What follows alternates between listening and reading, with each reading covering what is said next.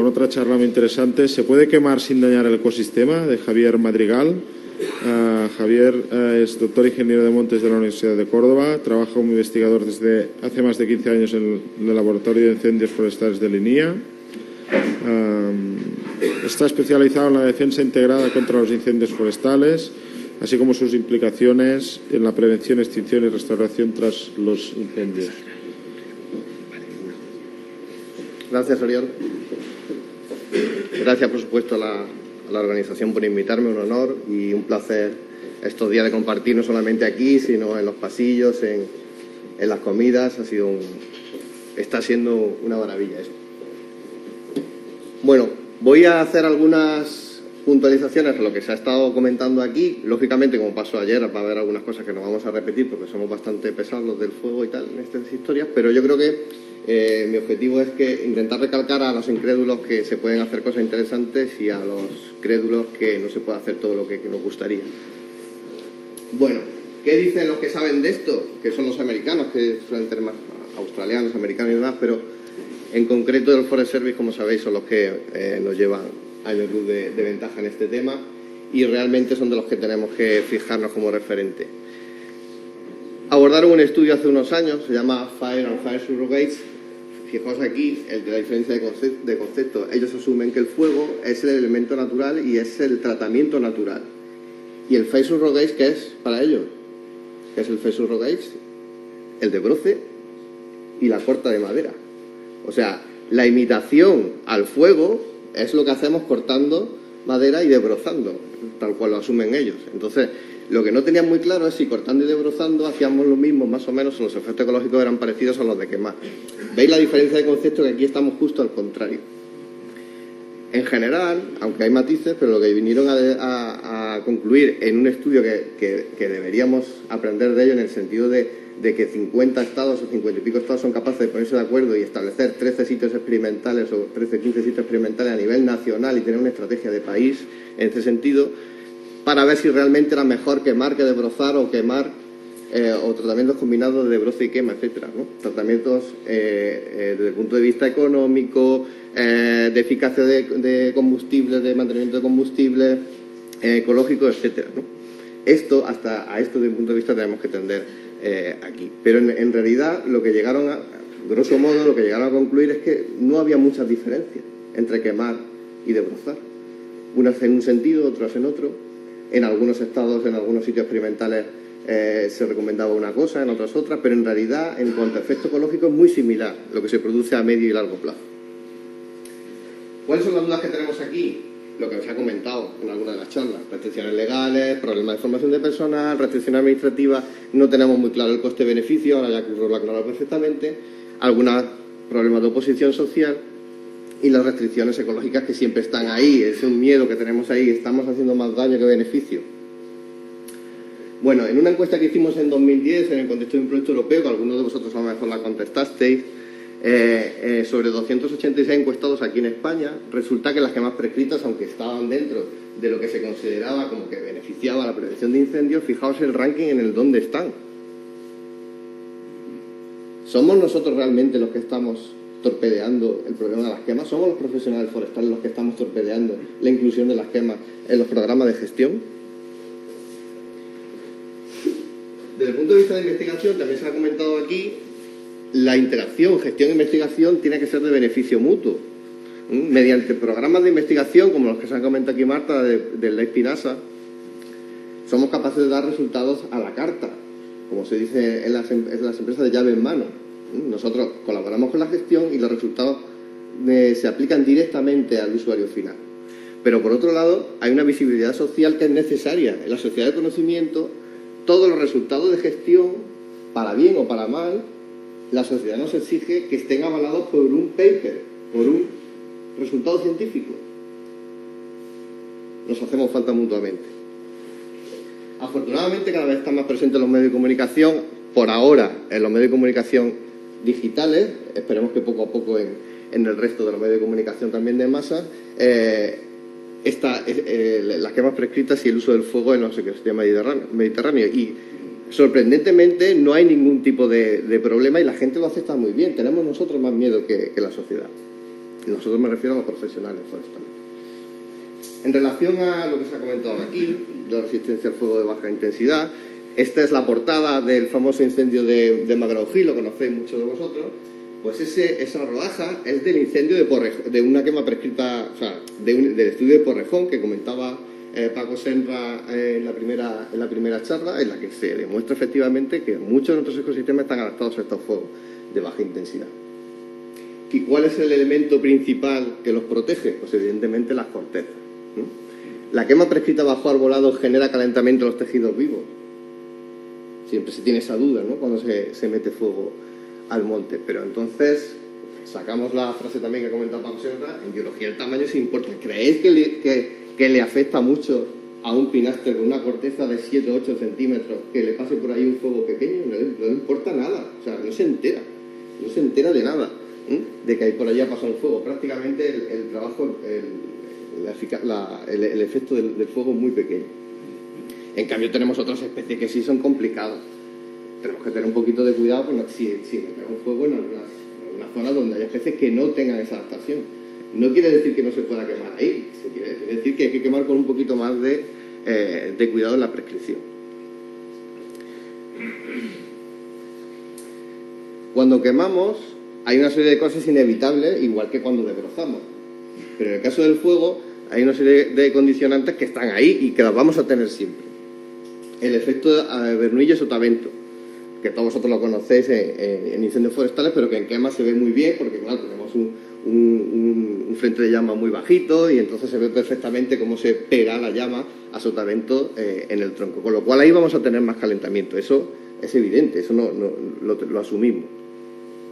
Lo que se ha comentado también aquí ayer, lo inevitable de la física en cuanto al calentamiento del suelo. Yo no entendía muy bien el tema del agua. Nosotros hemos hecho muchos experimentos de este tipo con distintos grados de humedad y cuando el mantillo está húmedo ahí no hay combustión sin llama, o sea, no hay rescoldeo, con lo cual realmente la protección de la humedad es evidente.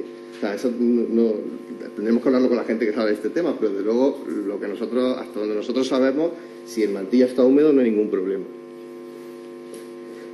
Otro efecto que ha comentado Marta, de lo inevitable en este caso también de la física de la convección de la llama durante la ejecución, es que, claro, hay un poco de soflame de copa, lógico, hay un poco de soflame de copa, y eso tenemos que tenerlo en cuenta. Precisamente ahora en el proyecto GPRIF, en un proyecto que estamos en marcha, estamos evaluando esto. ¿En qué medida, como decía Marta, en qué medida el desfronte posterior a la quema está compensando lo que estamos quemando abajo antes de tiempo, o no? Y en ese sentido adaptar las prescripciones para intentar, en la medida de lo posible, reducir ese efecto, para que no hagamos más, al final, realmente el efecto del tratamiento sea de nulo, o sea, porque si estamos, evidentemente, desfrondando lo mismo que estamos quemando, pues al final realmente el efecto no es positivo, ¿no?, en cuanto a la eliminación de hojarasca bajo arbolado. Hay otra cuestión que también está muy discutida, es si estamos estresando a los árboles. Si estamos estresando a los árboles, los vamos a dejar más susceptibles a ataques de daños por escolítidos y enfermedades, con lo cual puede que el fuego estemos haciendo un efecto negativo. Esas son dudas que siempre entendemos perfectamente que el gestor lo tenga y que efectivamente no en todos los sitios está demostrado científicamente que esto sea así. Alguna respuesta que estamos obteniendo, que ya hemos tenido los americanos en miles de quemas, pero que nosotros aquí parece que la sociedad nos pide, o nosotros mismos, la profesión nos pide, que lo demostremos en nuestros ecosistemas. Cuando hacemos una quema y ponemos unos termobares fuera y dentro, fuera en la superficie del tronco, en el interior a la profundidad del cambium, pues lógicamente en determinados casos sí puede haber un calentamiento de los tejidos y el tiempo aquí sí que va a jugar un papel determinante. No pasa nada si hay subidas puntuales en el cambium a 60 grados, mientras que no sean de una duración demasiado elevada.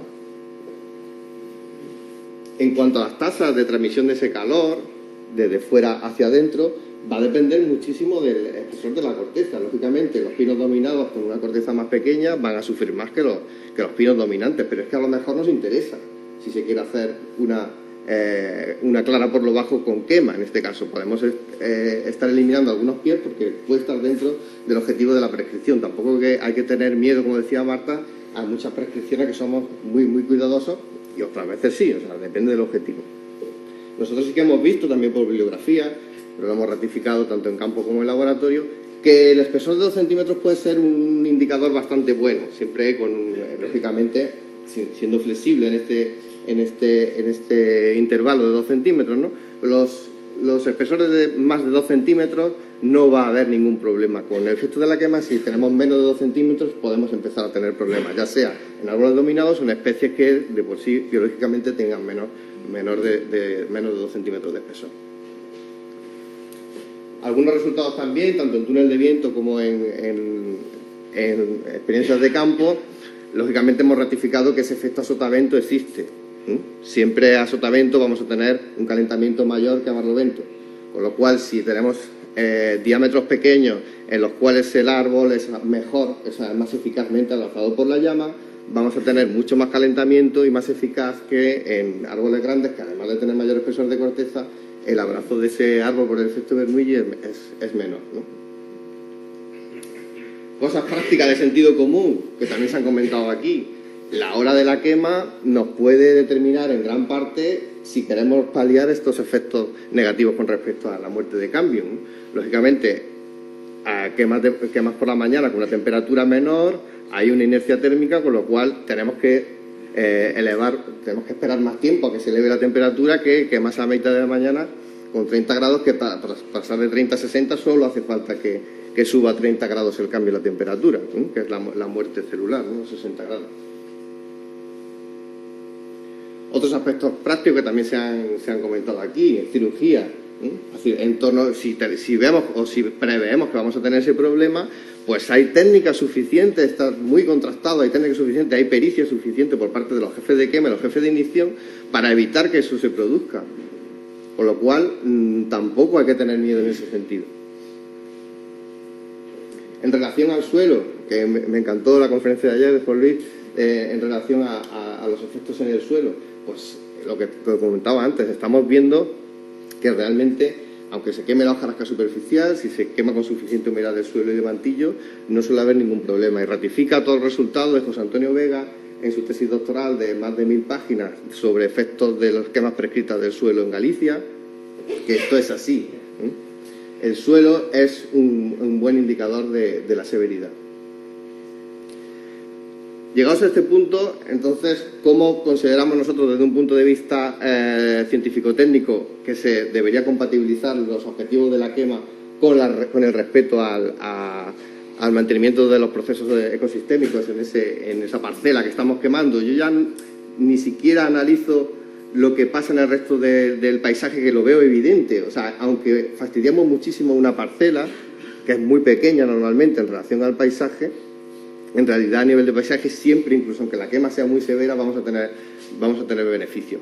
Pero si nuestro objetivo es quemar y dañar lo menos posible al ecosistema, ¿cómo consideramos que se tendrían que hacer las prescripciones? Pues en la medida que se puede, que sea compatible con los objetivos perseguidos, en teoría, quemando con temperaturas moderadas, como es lógico, en días en el que el mantillo tenga suficiente humedad, evitando restos gruesos, que es lo que ya nos han dicho los americanos, y también hay datos aquí en España, que evidentemente el rescoldeo va a fastidiar mucho más el suelo, y con técnicas de encendido a favor, que lo que hacen es disminuir el tiempo de residencia de las llamas, tanto en suelo como en tronco. En general nos cubrimos bastante las espaldas de lo que va a pasar ahí durante los años posteriores o durante el periodo posterior a la quema o entre quemas sucesivas.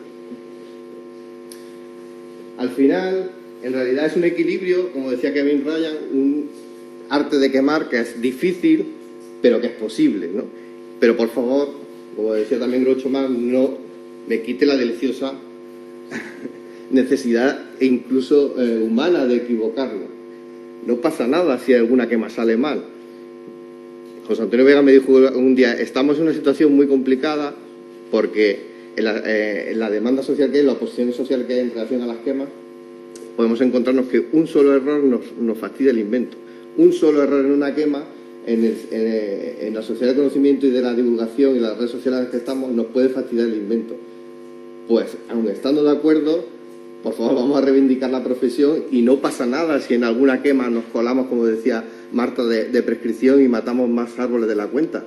Sobre todo si son en quemas experimentales. Tenemos que aprender. Nadie se plantea, por ejemplo, que un de bronce salga mal, no sale en los medios de comunicación, casi nunca. ¿Qué pasa si hacemos las cosas bien? Pues prácticamente no se aprecia o los efectos son muy a corto plazo.